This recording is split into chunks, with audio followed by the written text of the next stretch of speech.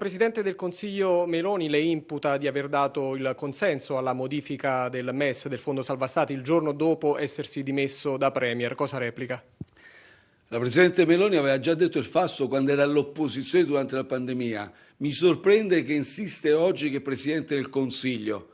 Ha offerto la ricostruzione falsa, il che è gravissimo, e ha rimediato una figuraccia. Tutti i giornali lo riconoscono.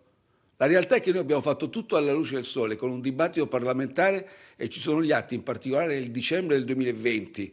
E abbiamo detto no al MES, all'attivazione del MES, quando tutti premevano perché noi prendessimo quei soldi. Questo ci ha consentito di portare a casa 209 miliardi. La verità è che il MES è stato introdotto in Italia da un governo di centrodestra nel 2011. Sapete chi era ministro di quel governo? Giorgia Meloni. La ratifica parlamentare del MES passerà attraverso un dibattito alla Camera. Cosa voterà il Movimento 5 Stelle? Il Movimento 5 Stelle sarà coerente con posizioni politiche già espresse nel dicembre del 2020. Il tema oggi è: Giorgia Meloni cosa farà? Ratificherà o meno il MES?